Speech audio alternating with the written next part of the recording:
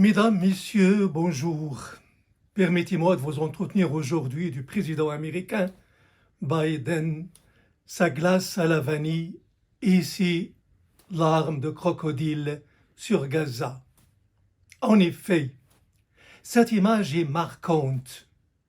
Biden rieur, dégustant un ice cream, parle d'otages, de négociations et d'aide humanitaire à Gaza. Le tout avec une désinvolture déconcertante. Comment expliquer une telle insensibilité dans cette vallée de malheur et de larmes? Est-ce décalage culturel? Ce qui est perçu par nous comme légèreté n'est que norme outre-Atlantique. Mais l'empathie n'est-elle pas consubstantielle à l'homme? Ne fait-elle pas partie de ses organes sensoriels? N'est-elle pas un héritage fait de commisération, de bonté, du sens du sacrifice? L'indignation face à l'infâme n'est-elle pas la raison d'être de tout homme? Que dire donc de celui à qui incombe une immense charge politique, de surcroît honorifique? Or, ce Biden n'est pas un chef d'un État quelconque. Non, il est à la tête de la première puissance dans le monde. Le moindre fait et geste est censé délivrer un message que nous avons le devoir de scruter à la loupe. À quoi donc renvoie cette attitude aussi hautaine que désinvolte? Un tel détachement ne veut dire qu'une chose: la dévastation à Gaza, la ruine, la famine. Je m'en moque éperdument. Cet homme ne réalise-t-il pas l'étendue de ses propos?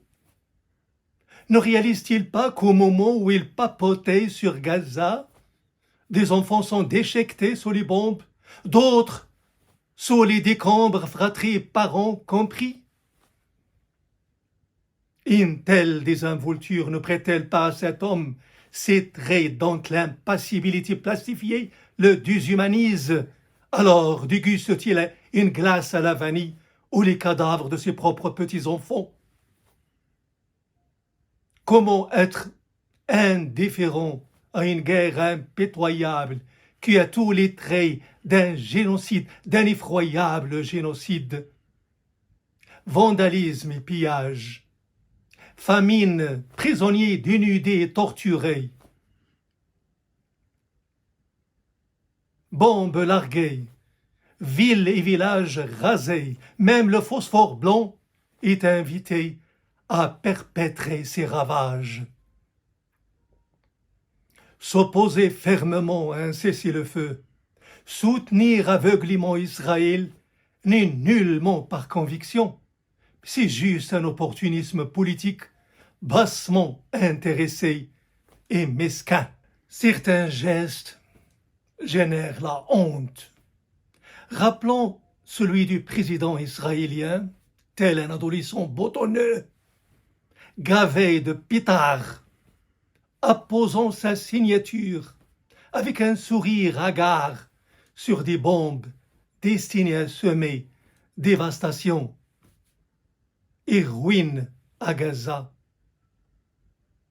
Ces deux présidents ne sont-ils pas père et grand-père?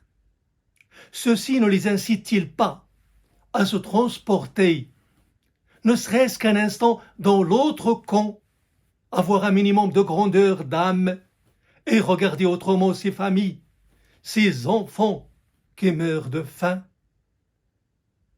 Comment exprimer une telle indifférence paternelle? Est-ce la banalité du mal telle qu'Arendt l'avait décrite avec autant d'acuité taillée dans le vif? Sont-ils vraiment pères? Que reste-t-il de cette paternité en Amérique quand la famille se désagrège? Sous les coups de boutoir d'un égoïsme ravageur, que reste-t-il de cette noblesse de valeur qui constituait l'ossature de la conscience américaine et un legs des pères fondateurs? Il ne reste en effet que cette éthique politicarde qui n'est ni intégrité juridique, ni exemplarité morale. Les peuples pavent la voie pour que le leader qu'ils vénèrent accède à l'immortalité. Mais que dire de ce pseudo-leader qui pave sa propre trajectoire vers le bourbier de l'histoire? Biden s'oppose à toute la communauté internationale et arbore haut et fort son veto pour que le carnage continue. Il faut être un géant pour s'opposer à la communauté internationale. Mais il faut que la dite communauté qui accepte cela soit constituée de nains. Dans ce cas concret, il ne s'agit pas d'un géant, mais d'un petit Tarzan qui se dresse devant des pygmées craintifs.